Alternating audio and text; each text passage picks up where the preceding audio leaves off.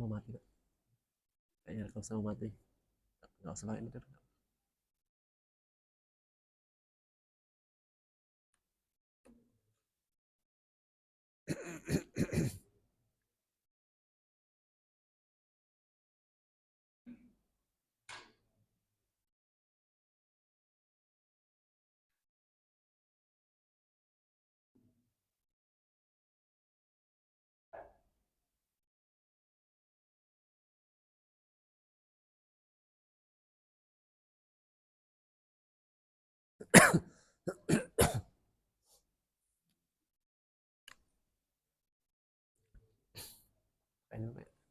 Ini siapa?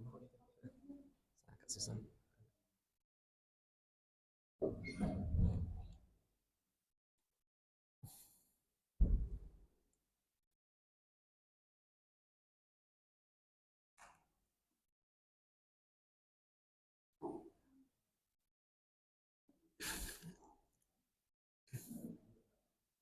Bismillahirrahmanirrahim. Assalamualaikum warahmatullahi wabarakatuh.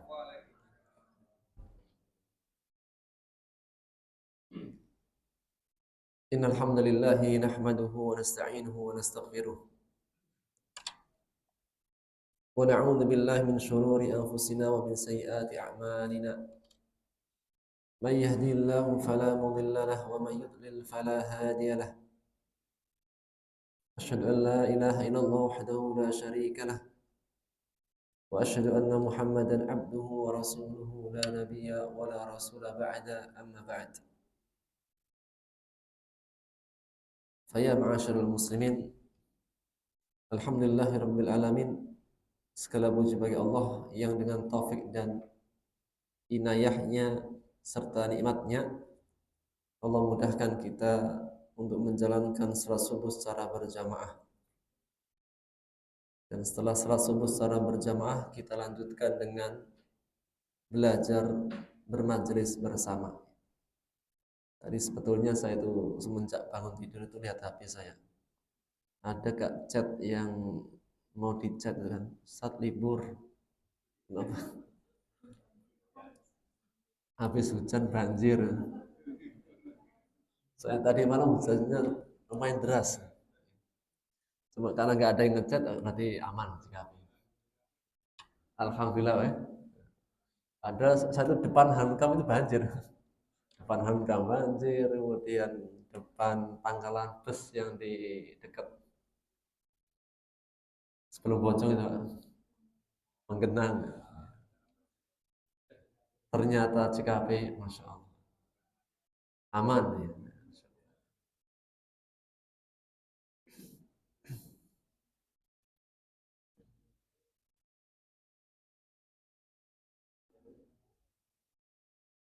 Sehingga alhamdulillah ya, Allah mudahkan kita untuk kita salat subuh secara berjamaah dan juga kita bermajelis bersama.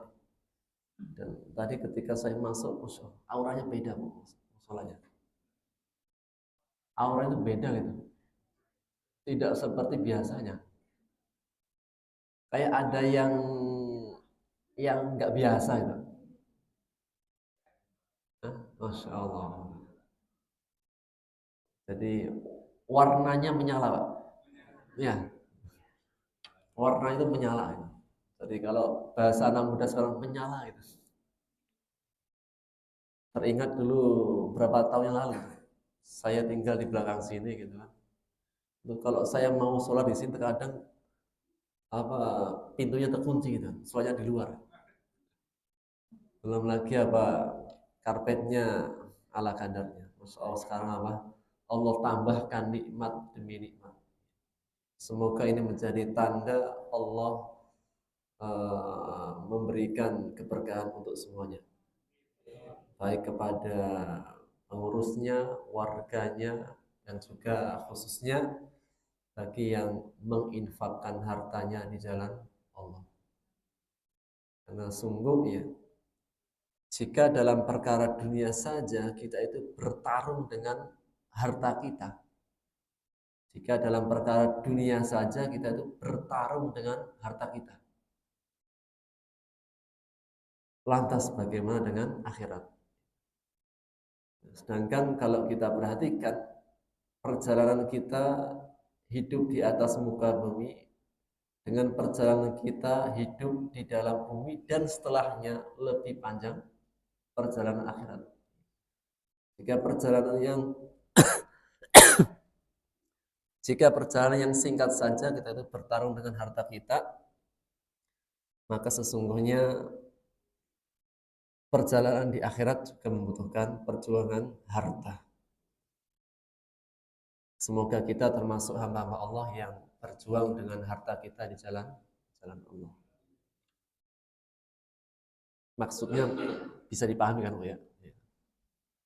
Diperbanyak sedekahnya. Baik, alhamdulillah, insyaallah taala kita akan membahas tafsir dari surat Al-Mutaffifin. Surat Al-Mutaffifin artinya adalah orang-orang yang berbuat curang.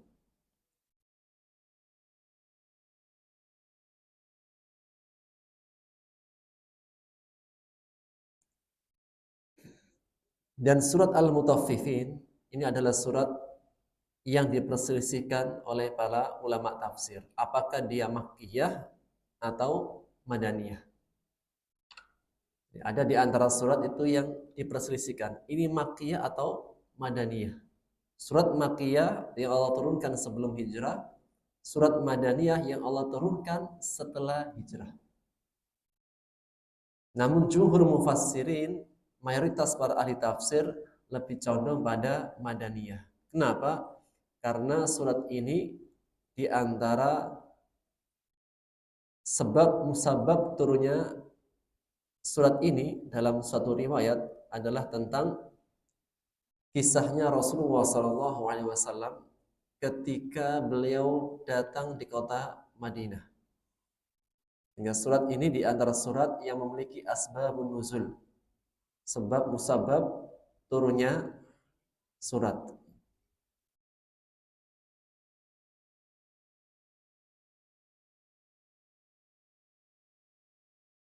Maka tentang surat ini disebutkan oleh Abdullah ibn Abbas radhiyallahu anhuma bahwasanya tak kala Rasulullah sallallahu alaihi wasallam datang ke kota Madinah, maka Rasulullah SAW dan para sahabat mendapati orang-orang penduduk Madinah tidak baik dalam menakar. Li'anna ahlal Madinati kanu asyad dan nasi fasadan fil kail.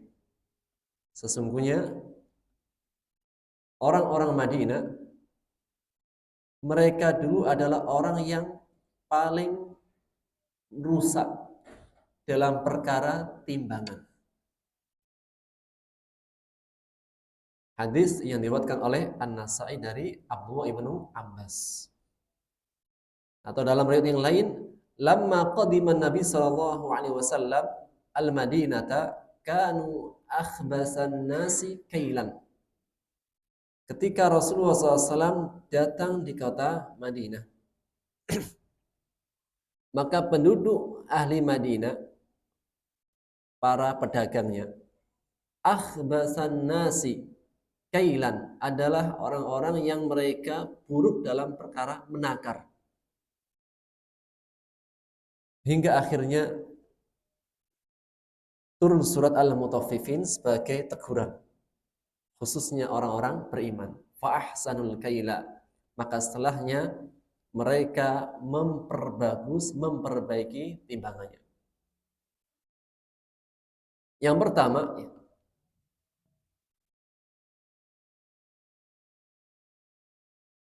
bahwasanya ahlu Madinah, penduduk negeri kota Madinah, dan dulunya namanya adalah Yathrib. Sebelum Rasulullah SAW datang ke kota Madinah, maka kota ini dinamakan dengan kota Yathrib, yang artinya sesuatu yang tidak baik, buruk, atau tercela. Kemudian datang Rasulullah SAW dan mengganti nama Yathrib menjadi Al-Madinatul Munawwarah, kota yang diberi cahaya. Atau nama lainnya at-thayyibatu thayyibah, negeri yang baik yang penuh dengan kebaikan. Di antara faedahnya, jika ada sesuatu yang memiliki nama yang tidak baik, maka dianjurkan untuk merubah. Jadi jika ada sesuatu yang namanya tidak baik, maka dianjurkan untuk merubahnya dengan nama yang baik. Jika suatu tempat saja yang namanya tidak baik dirubah menjadi yang baik, apalagi manusia. Misalnya ada namanya al-huzn, artinya sedih gelisah. Maka harus dirubah menjadi apa? Farhan, senang, atau surur, bahagia, atau yang lainnya. Yang intinya apa? Merubah kepada nama yang baik. Ada yang namanya al-khasi'in. Al-khasi'in artinya adalah hina. Khasi'in artinya hina. Pakai kha, pakai sin, pakai hamzah. Kalau pakai kha, pakai shin besar, pakai ain khusyuk. Ini khasi'in. Orang-orang yang hina. Maka dia merubah namanya laisa minal khasi'in. Apa arti laisa?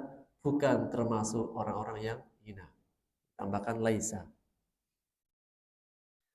Kembali kepada hadis tersebut, yaitu ahlu Madinah adalah di antara mata pencaharian mereka yaitu berkebun dan menjualnya. Ahlu Madinah itu mereka punya barangnya dan mereka juga menjualnya. Ketika mereka menjual itu tidak baik dalam perkara takaran. Seperti yang dialami oleh kaumnya Nabi Syuaib. Nabi Syuaib di antara dosa yang dilakukan oleh kaumnya, mereka suka mengurangi timbangan. Di antara perintah Allah kepada Nabi Syuaib agar kaumnya berbuat baik dalam perkara timbangan. Dan seorang pedagang yang jujur, tentunya di antara pintu yang banyak membuka rezeki itu adalah dagang. Maka berbicara tentang berdagang, Rasulullah SAW bersabda dalam hadis yang diriwayatkan oleh Tirmidzi, at-tajirus saduq al-amin, tajir seorang pedagang. Tajir itu bukan artinya orang kaya. Kalau disebut tajir, terjemahnya apa di Indonesia? Orang kaya pokoknya. Tajir itu adalah seorang pedagang, bisa naik, bisa turun. Maka harus memuji at-tajirus saduqul amin, seorang pedagang, pebisnis yang jujur. Al-amin, lagi amanah. Ma'an nabiyyin was-siddiqin wasyuhada. Kelak nanti surganya bersama para nabi. Was-siddiqin, orang-orang yang jujur dalam keimanannya.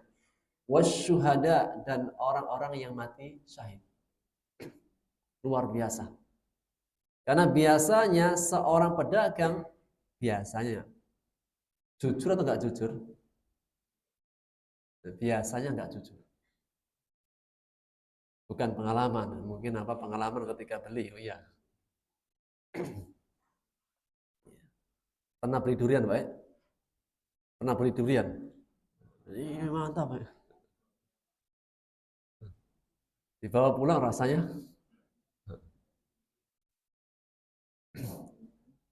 ya enggak semuanya, Pak. Karena Rasul mengatakan at-tajirus saduqul amin, seorang pedagang yang jujur. Lagi amanah. Kalau rusak ya dibilang rusak. Kalau bagus bilang bagus. Maka derajatnya sangat tinggi bersama para nabi, bersama para orang yang jujur dalam keimanannya, siddiqin, dan para syuhada.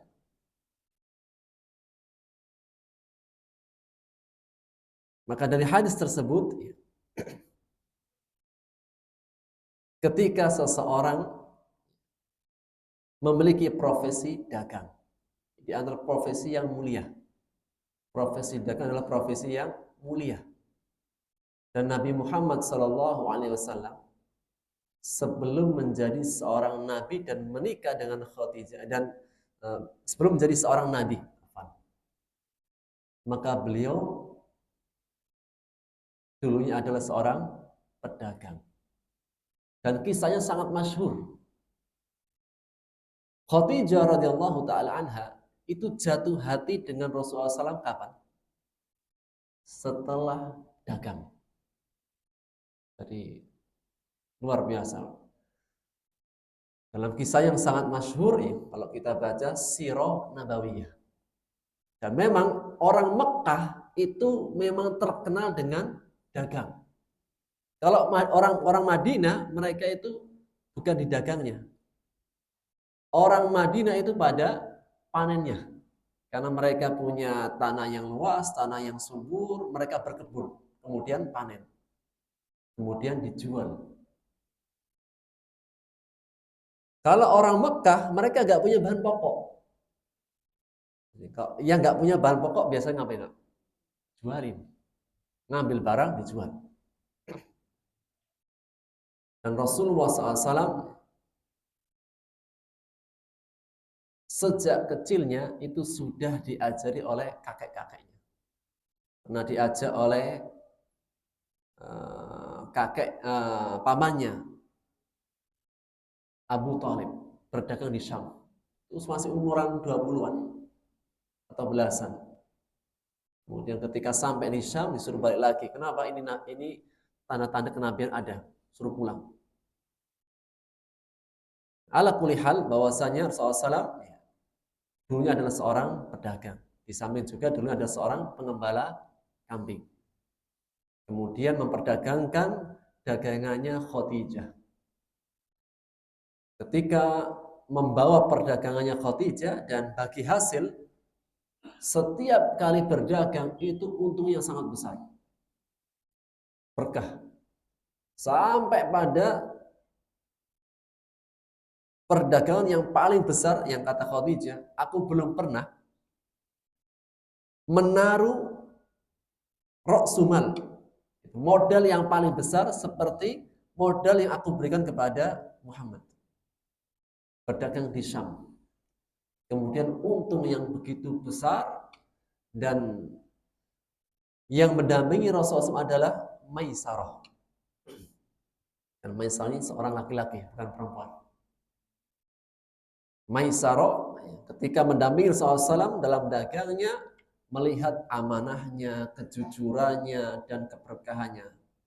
Yang singkat cerita nanti akhirnya Khadijah mengutus seorang untuk menyampaikan hajatnya, yaitu menawarkan dirinya untuk menikah dengan Rasulullah SAW.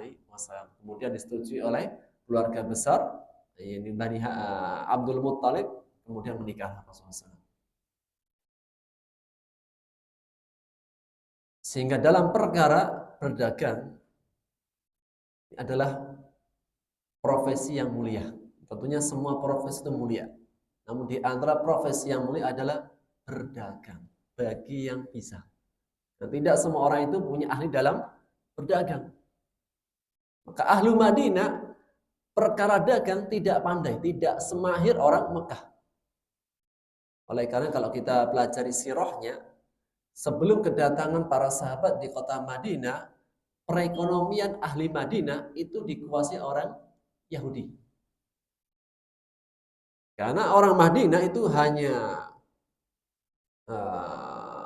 bercocok tanam, panen, dijual.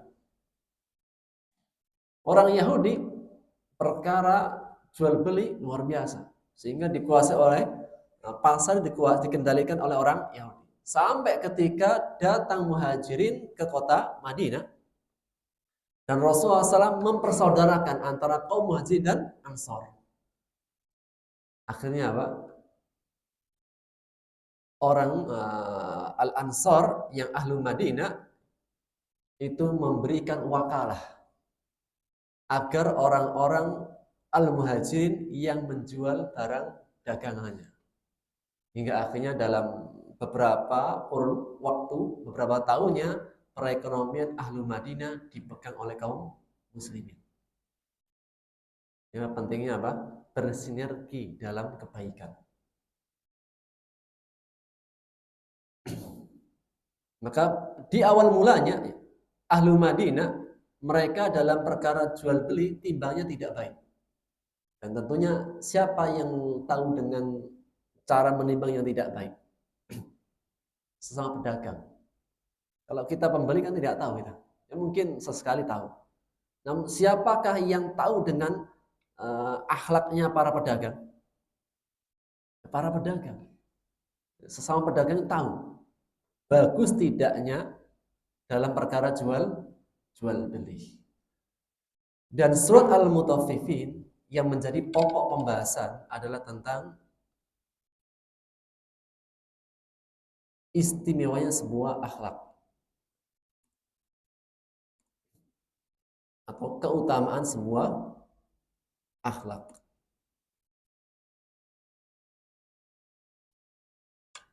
Surat Al-Mutaffifin yang berbicara tentang perkara menimbang dan menakar.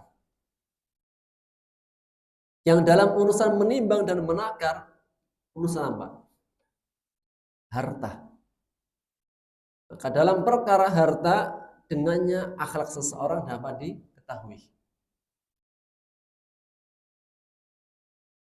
Dan dari surat Al-Mutaffifin, bahwasanya ketika di awal-awal dari perdagangan kaum muslimin, antara kaum Muhajirin dan Ansor, mereka didapati kaum Ansor tidak baik dalam menakar. Setelah turun ayat baru mereka berubah menjadi orang yang baik. Hari ini menegaskan tentang akhlak. Awal tidak baik, ketika turun ayat, turun surat, dibersami oleh Rasulullah SAW menjadi orang yang baik. Dalam perkara jual beli, takar menakar, timbang menimbang juga apa? Di sana teruji sebuah akhlak. Karena memang di antara perkara yang sangat diperhatikan dalam agama ini. Bahkan tujuan adanya syariat. Kenapa ada syariat? Taklif syar'i. Beban wajib yang Allah wajibkan kepada setiap orang yang mukallaf. Orang yang sudah balik, akil, mumayyiz, maka dia punya taklif syar'i, beban syariat. Maka tujuan dari adanya syariat halal haram di antara tujuannya adalah menjaga harta. Itulah dalam pembahasan fikih yang disebut dengan al-maqasidus syari'atil khamsah.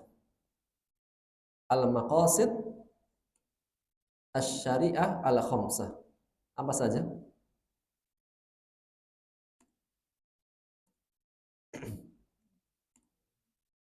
Lima tujuan syariat. Kenapa ada halal haram dalam perkara kehidupan kita? Itulah syariat.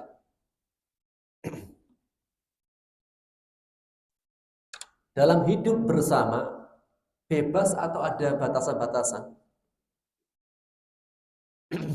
Dalam masyarakat Islam, dalam lingkungan Islam, kehidupan seorang muslim bebas atau ada aturannya. Kira-kira lebih enak ada aturan atau enggak ada? Jujur ini.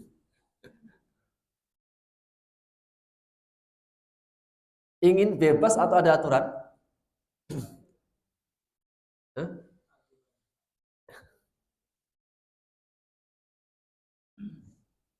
Seandainya manusia bebas masing-masing,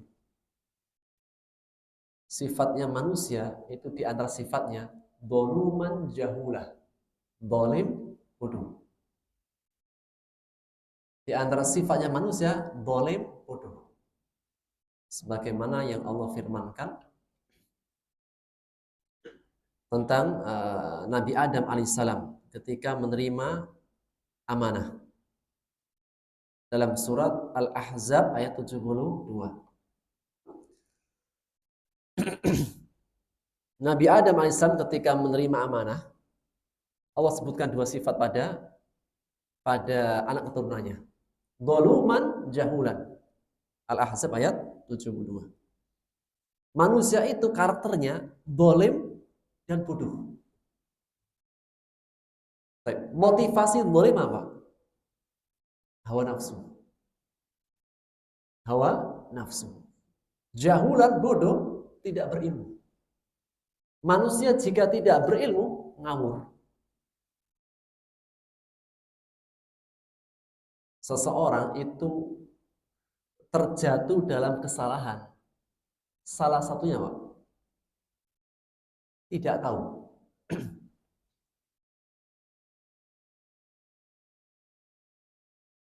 Mengendarai motor nggak pakai helm.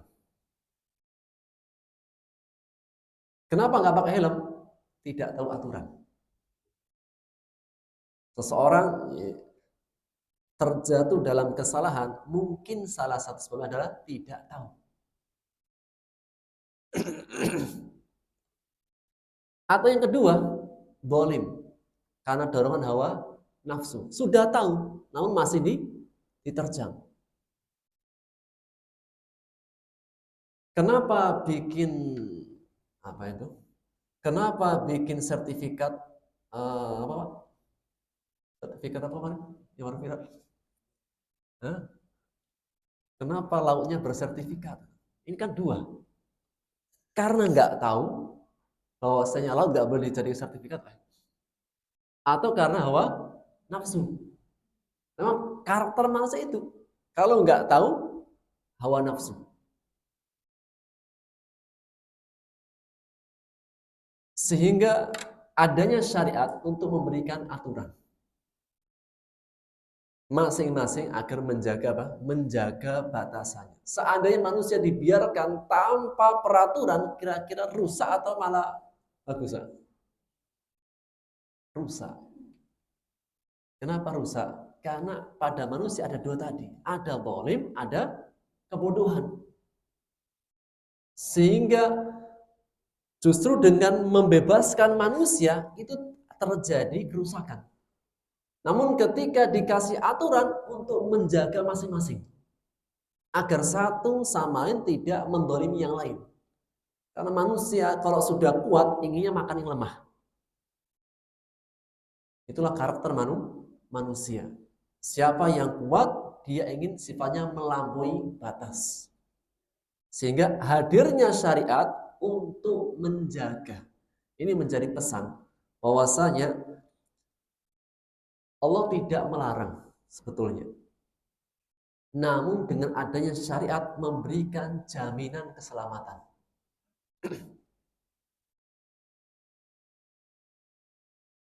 Seorang anak muda-mudi bukan mahram. Mahram apa muhrim? Mahram apa muhrim? Yang benar mahram atau muhrim, Pak? Muhrim. Mahram, ya? Bukan muhrim. Kalau muhrim orang yang ihram. Seorang anak muda-mudi yang bukan mahram, dia berdua bersama. Kemudian layaknya suami istri, boleh tidak? Tak boleh. Sampai diikat dengan ikatan yang sah, baru diperbolehkan. Kenapa? Kalau dibebaskan tanpa ikatan, ini akan berpotensi zalim. Namun ketika ada peraturan, apa tujuannya? Untuk menjaga keselamatan. Sehingga tujuan syariat adalah menjaga keselamatan. Dan jika dibebaskan, ini akan merusak.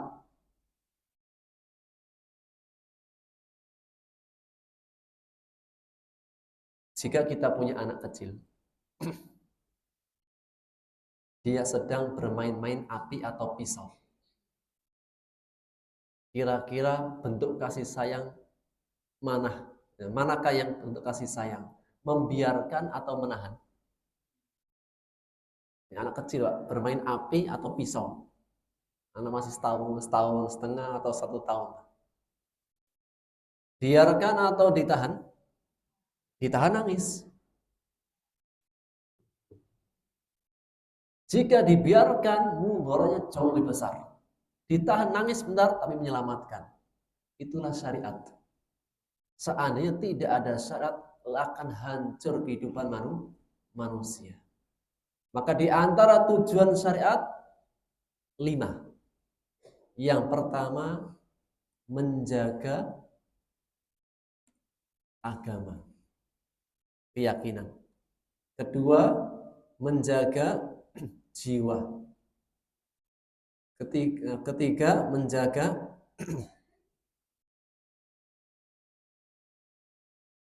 akal. Keempat, menjaga kehormatan. Kelima, menjaga harta. Hukum fikih itu ada, atau syariat secara umum itu ada, tujuannya untuk menjaga 5 hal ini. Menjaga agama, keyakinan. Biar keyakinan tidak rusak, maka hadirlah apa? Perintah untuk mengesahkan Allah. Siapa itu Allah? Qul huwallahu ahad. Agar manusia tidak menyembah manusia, agar manusia tidak menyembah hewan, agar manusia tidak menyembah benda mati. Di antara manusia ada menyembah hewan, benda mati, dan seterusnya. Ini rusak. Sejak kapan hewan menjadi Tuhan? Ada di antara manusia menyembah hewan? Ada. Kalau di India, sapi. Kalau di Jawa, Mbah Selamat. Sapi juga. Ada di antara manusia yang menyembah benda yang tidak bernyawa? Ada. Patung-patung, berhala-berhala, dan seterusnya.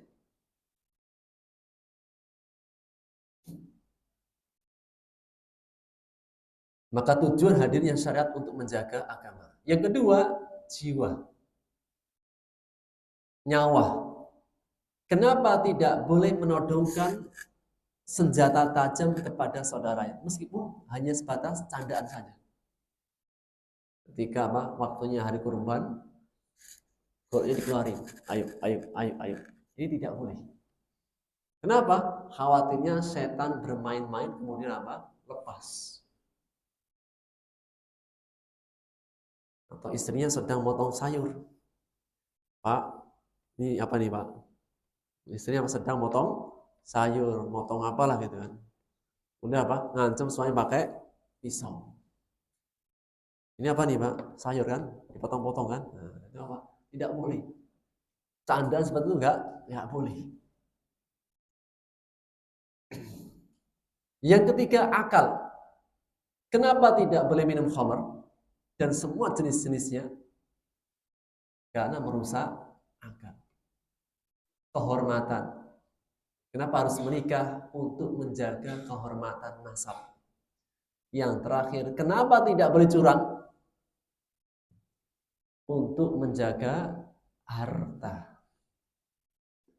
Dan itulah surat Al-Mutaffifin. Allah berfirman, A'udzubillahi minasyaitonirrajim. Bismillahirrahmanirrahim. Wailul lil mutaffifin. Surat ini adalah surat Makkiyah atau Madaniyah. Allah berfirman, wailun, celakalah. Atau makna wail yaitu wadin bi jahannam, sebuah lembah di dalam neraka jahanam. Apa korelasi antara wail yang artinya neraka atau kesengsaraan? Korelasinya, siapapun yang masuk ke dalam api neraka pasti sengsara. Wailun, celakalah, lil mutaffifin, bagi orang-orang yang berbuat curang.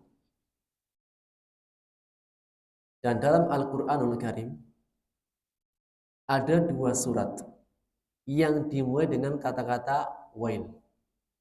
Surat apa itu? Ada 2 surat dalam Al-Quran yang dimulai, dibuka dengan lafaz wailun. Al-Humazah dan surat Al-Mutaffifin. Kalau di pertengahan ayat banyak, Al-Mursalah dan lain sebagainya. Namun 2 surat yang dibuka dengan lafaz wailun ada 2. Surat Al-Humazah dan surat Al-Mutaffifin. Kata para ulama, barang siapa yang ingin dijauhkan dari kecelakaan, celaka, ancaman dari Allah, maka hindari 2 hal ini pada manusia. Surat Al-Mutaffifin perkara harta. Surat Al-Humazah perkara kehormatan. Allah berfirman, wailul likulli humazatil lumazah. Celakalah bagi setiap pengumpat lagi pencelah. Yaitu orang-orang yang suka mencela, mengumpat, merusak kehormatan orang lain. Si fulan itu gini. Si fulana itu seperti ini. Maka siapa saja yang ingin selamat dalam agamanya, selamat akhiratnya, hendaknya menjauhkan dirinya dari 2 hal ini pada manusia. Yaitu menjauhkan diri dari sifat kezaliman pada harta orang lain. Yang kedua, menjauhkan dirinya dari merusak kehormatan orang lain.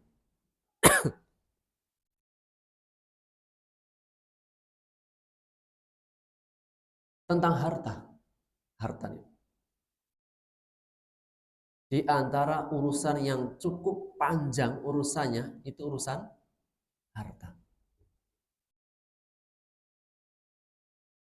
Harta itu bermula di dunia, berlanjut sampai mana? Sampai akhirat.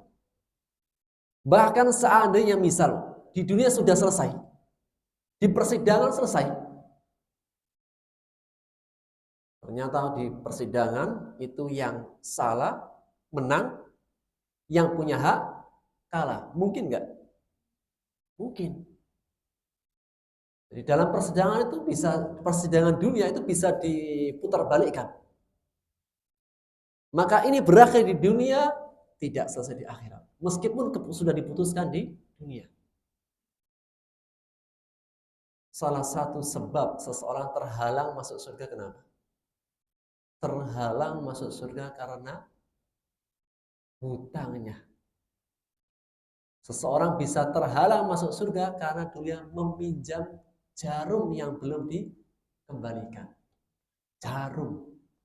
Mau masuk surga ditahan dulu. Bentar. Kenapa? Jarumku dulu mana katanya?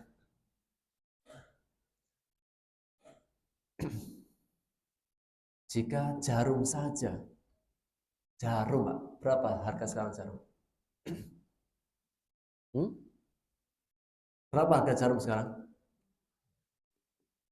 1.000. Jika jarum saja itu apa? Menjadikan dia tertahan, apalagi yang jumlahnya sangat banyak. Dan ayat Al-Quran yang paling panjang dalam Quran apa? Ayat Al-Quran yang paling panjang tentang apa? Kalau ayat Quran yang paling pendek apa?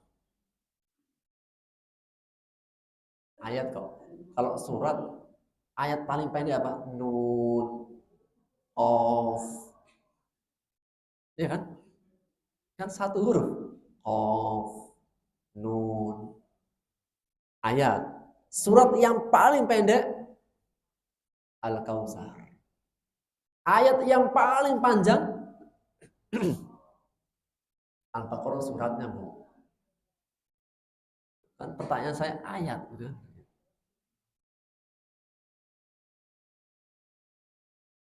Ayat yang paling panjang dalam surat Al-Baqarah di ayat 282. Tentang apa? Hutang piutang. Ayat yang paling panjang itu ada dalam surat Al-Baqarah ayat berapa? 282. Tentang apa? Hutang piutang. Satu ayat itu satu muka. Kenapa? Allah ingin memberikan pesan bahwasanya di antara urusan yang panjang urusannya adalah perkara harta, hutang piutang. Berapa banyak hubungan itu rusak gara-gara apa? Harta. Yang dulunya satu rahim. Yang dulunya mungkin makan bareng. Yang dulunya satu rumah, satu kasur, satu rahim. Bisa rusak, tidak saling mengenal, bahkan saling bertengkar. Apa sebabnya di antaranya? Harta. Harta itu bisa menjadi kebaikan, bisa menjadi malapetaka. Kita sering, bukan sering lah, ada mendengarkan sesama saudara bertengkar. Kenapa? Karena warisan. Warisan. Warisan apa? Warisan hutang apa warisan apa nih? Kalau warisan hutang pada lari semua.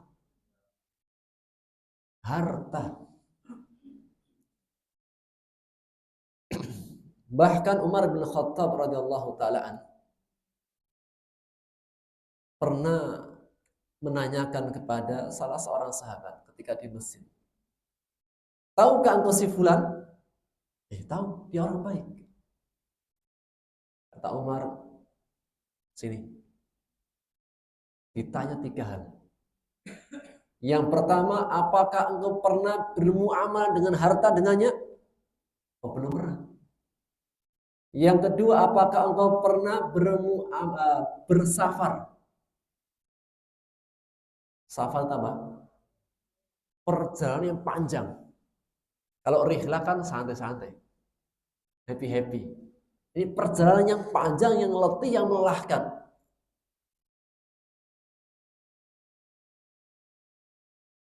Belum pernah. Yang ketiga, hal jawartahu, apakah engkau bertetangga dengannya? Apa? Belum tahu juga. Orang mengatakan jika demikian engkau belum mengenalnya. Kalau belum pernah apa? Bermuamalah perkara harta. Belum pernah bertetangga. Belum pernah bersafar yang capek melelahkan. Maka apa? Engkau belum tahu tentang dirinya. Kan 3 hal ini itu akan menyingkap karakter seseorang. Apakah dia karakternya baik atau tidak baik itu akan keluar di saat-saat yang berat. Kita sebagai manusia tentunya Pak, tentunya apa? Berusaha menyembunyikan kekurangan, menampakkan kebaikan. Namun jika orang berkarakter yang tidak baik itu mau tidak mau saat keadaan berat pasti akan keluar. Sehingga orang Arab mengatakan kullu wi'ain bima fihi yandah. Setiap bejana dengan isinya itu suatu saat akan keluar. Kalau bahasa peribahasanya orang Jawa, serapat-rapatnya bungkusan akan kecium juga baunya. Maka kembali kepada perkara harta. Di antara ayat yang panjang membahas tentang hutang piutang.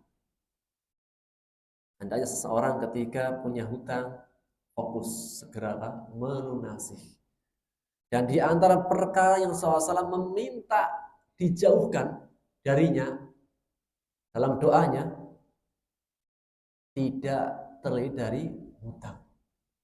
Allahumma inni a'udzubika min dhula'id dain. Ya Allah, aku mohon kepadamu, berlindung kepadamu dari terlilit dari hutang. Kalau memang kalau orang punya hutang itu berat. Beratnya gimana? Orang punya hutang itu berat banget. Kata para ulama, hammun bil lail wa dullun bin nahar. Orang yang punya hutang, keadaannya malamnya gelisah, siangnya terhina. Kenapa? Dikejar-kejar sama penagih hutang. Cuma kalau rumahnya ada 2 pintu aman, Pak ya? Ya Pak Muji. Kalau rumahnya ada 2 pintu aman. Pintu depan sama pintu belakang. Orangnya datang ke depan ya dia ke belakang. Di belakang ya ke depan ya.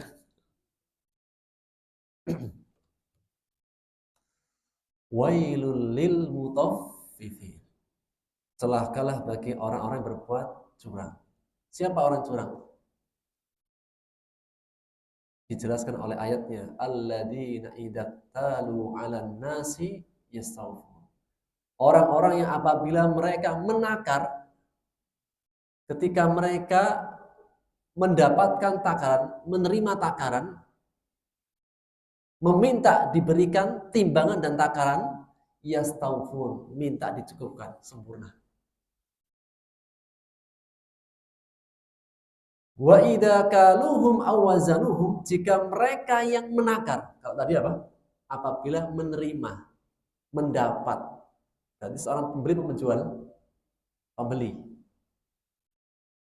Ketika dia menakar, minta dipenuhi, dipas, cukupkan. Namun ketika dia sekarang penjual, wa idza kaluhum aw wazanuhum, jika dia menakar atau menimbang, yukhsirun, mereka mengurangi. Bayang? Jadi kalau sebagai pembeli dia minta dicukupkan. Namun giliran dia sebagai penjual, apa yang dilakukan? Mengurangi. Ini sudah disebut al-mutaffifin, curang. Kalau gini gimana Pak bentuknya? Ketika membeli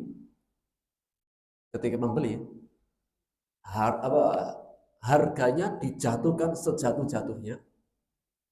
Ketika menjual dia mengurangi haknya orang lain. Ini jauh lebih buruk. Hanya apa? Khususnya apa? Ibu-ibu, kalau beli barang kepada pedagang kaki lima yang berat, itu jangan terlalu ditawar itu dengan tawaran yang nggak masuk akal.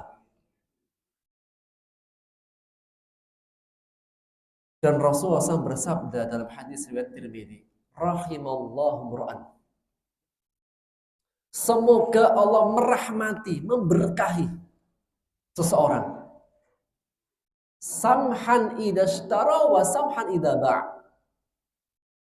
Ketika dia membeli mudah, ketika dia menjual dengan mudah. Di antara akhlak yang harus diperhatikan ketika sebagai pembeli atau penjual, ketika membeli jangan terlalu menawarnya nggak masuk akal. Atau ketika dia menjualnya pun apa? Susah.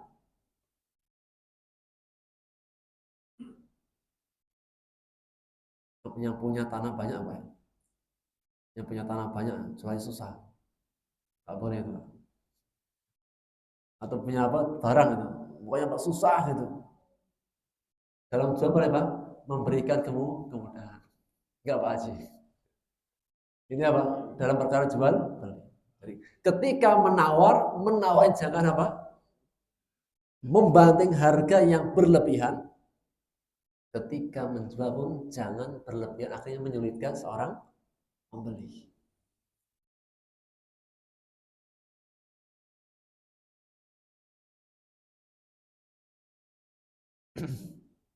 Wailul lil mutaffifin.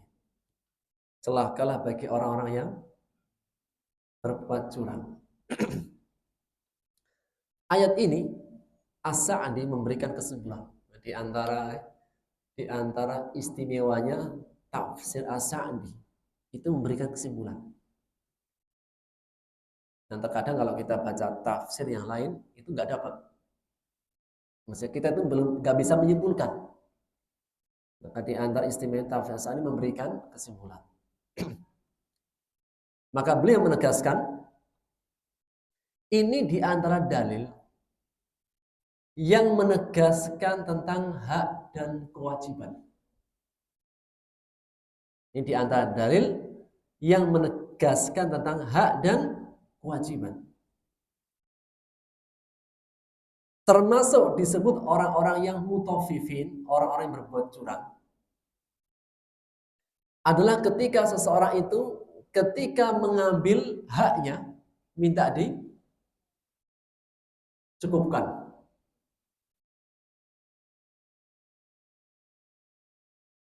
Stop, saya mati. Habis baterainya. Nggak nyala ya? Yang mati laptopnya. Innalillahi wa inna ilaihi raji'un. Bukan mati orangnya, maksudnya apa? Kan nggak harus orang mati kan?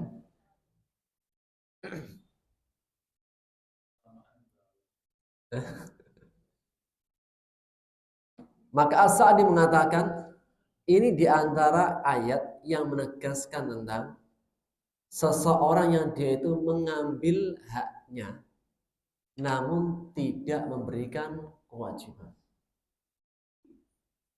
Bahkan beliau menyebutkan di antara contohnya seseorang yang adu argumen, debat si A sama si B. Maka si A ketika setelah dia mengemukakan pendapatnya, dia juga harus mendengarkan argumen dari lawannya. Di antara juga seseorang yang pekerja kantor, ketika dia mengambil hak gajinya dengan penuh, dia juga harus menunaikan kewajiban. Apa di antara bentuk kewajibannya? Datangnya tepat waktu. Ini juga masuk dalam perkara pengajar. Ketika dia mengambil gaji dengan penuh, hendaknya dia menunaikan kewajibannya. Apa kewajiban pengajar? Datang tepat waktu. Demikian juga dengan ustadz. Ustadz datang berapa? Datang berapa? Ketika dia mendapatkan haknya, dia juga harus menunaikan kewajibannya. Ketika dia hanya menuntut haknya, kemudian tidak menunaikan kewajibannya, termasuk dalam teguran wailul lil mutaffifin. Setiap dari kita, Pak, ini kan Quran itu nggak boleh kasih. Mau ustadz, mau jamaah, mau kaya, mau miskin, semua kena pesannya. Setiap dari kita itu pasti punya hak dan kewajiban. Setiap dari kita pasti punya hak dan kewajiban.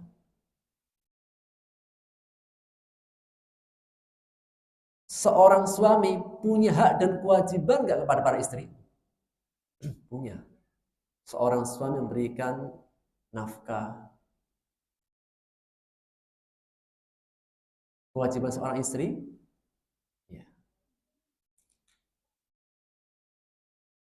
Apa kewajiban seorang istri?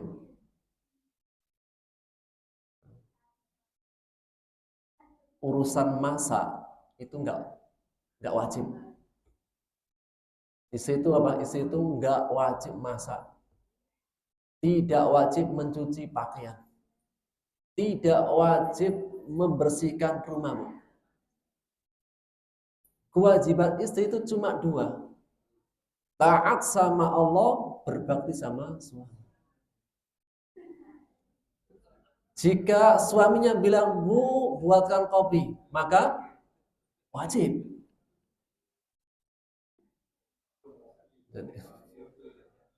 Bu, cucikan pakaian, maka wajib. Jadi cuma 2. Taat sama Allah, berbakti sama suami. Dan itu jihadnya para kaum Hawa. Jihadnya para istri taat sama suami. Bapak-bapak yang pada senyum semua.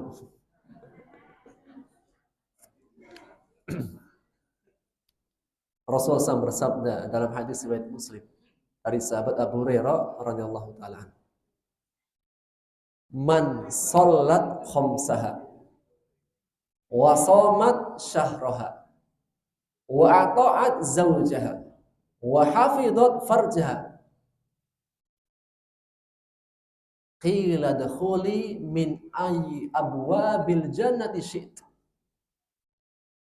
Wanita, maksudnya istri mana saja, wanita mana saja yang dia itu sholatnya, menjaga sholat 5 waktunya, menjaga sholat 5 waktu, berpuasa bulan Ramadan, sholat puasa, mentaati suaminya, menjaga kehormatannya, ketika dia wafat pintu surga dibuka semuanya. Silahkan masuk dari pintu manapun. Dari apa? Jihadnya seorang perempuan itu taat kepada suami. Dalam hadis yang lain, perempuan mana, istri atau perempuan mana saja yang meninggal, suaminya ridho, maka apa? Baginya surga.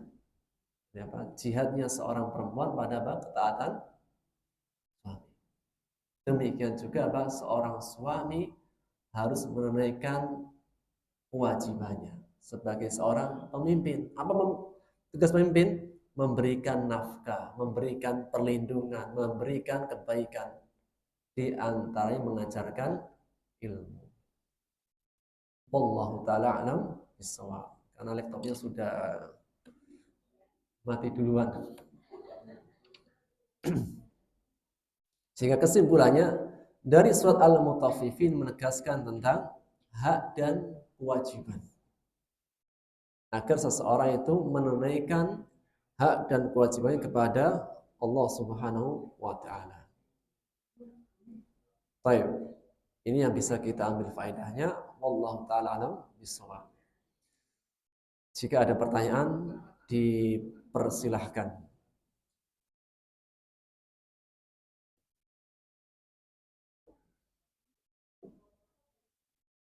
Masih jam 6. Suruhnya jam berapa suruhnya? 6 berapa?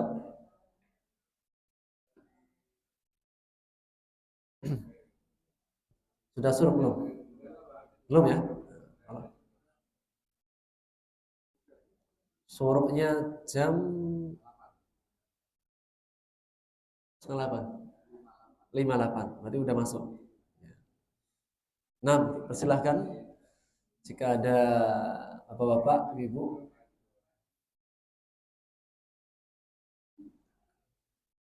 Jika tidak ada, kita cukupkan. Insyaallah kita lanjutkan pembahasan surat Al-Mutaffifin di pertemuan akan datang.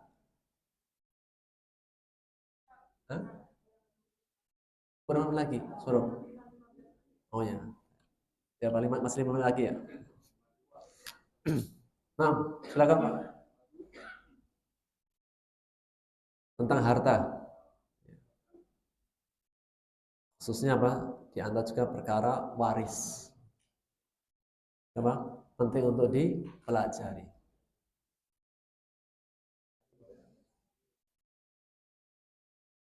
Apa tujuan waris? Menjaga harta. Karena dengan hukum waris, seseorang itu bisa mendapatkan haknya dengan adil.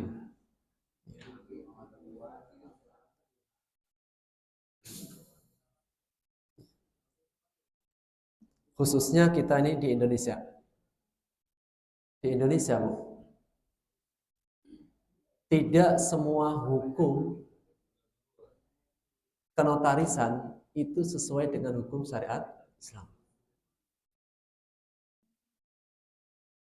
Seorang suami meninggal, kemudian meninggalkan harta. Dalam hartanya itu ada hak-haknya, ada hak istri, hak anak, mungkin juga ada hak orang tuanya. Secara hukum notaris itu bisa seorang istri langsung apa? Mengganti namanya. kepada apa? Dirinya secara utuh. Secara hukum notaris. Ya, semua aset dijadikan miliknya, itu hukum notaris memperbolehkan. Namun dalam hukum Islam tidak. Masing-masing ada bagiannya. Dan ini alhamdulillah Pak, beberapa kali kita itu menangani kasus tentang waris. Di antara masanya tadi, ketika suaminya meninggal, langsung semua hartanya dinotariskan atas nama dirinya. Kemudian istrinya menikah lagi. Istrinya menikah lagi. Hartanya kemana? Hartanya dibawa istri semua. Padahal dalam harta masih ada apa? Mungkin ada hak dirinya. Ada hak anak-anaknya. Ada mungkin hak orang tuanya jika masih hidup. Namun ketika seseorang tadi nggak tahu hukum waris atau tadi bukan nggak tahu, nggak ingin bertanya kepada ustadz, akhirnya semua dinotariskan, kemudian semua diambil. Ini juga termasuk masuk dalam ancaman wailul lil mutaffifin. Nah, di antara yang Allah ancam adalah orang-orang yang mereka wa ta'kuluna turasa aklal lamma. Dan kalian suka dan kalian memakan harta warisan dengan cara lompat rakus. Memakan harta warisan dengan cara rakus. Tidak memandang hak-hak yang lain, semuanya diambil selesai. Apalagi mereka para notaris yang basicnya tidak tahu tentang Islam. Ini menjadi catatan bagi notaris-notaris yang jika dia itu membantu mengasetkan semua hartanya dan tidak memperhatikan yang lainnya, notaris juga kena dosanya. Kenapa? Karena dia membantu dalam perkara kezaliman. Nah, ini juga di antara masuk dalam perkara wailul lil mutaffifin. Yang berbuat zalim, yang juga membantu kezaliman, hukumnya sama. Yang memerintahkan keburukan dan yang diajak mau, hukumnya pun sama. Sudah Pak ya. Sudah 5 menit ya. Kalau enggak ini masih saya lanjutkan. Baik, wallah ta'ala bisawab. Insyaallah kita lanjutkan pembahasan kita di pekan datang. Kita akhiri dengan doa kafaratul majlis. Subhanakallahumma wa bihamdika asyhadu an la ilaha illa anta astaghfiruka wa atubu ilaik. Assalamualaikum warahmatullahi wabarakatuh.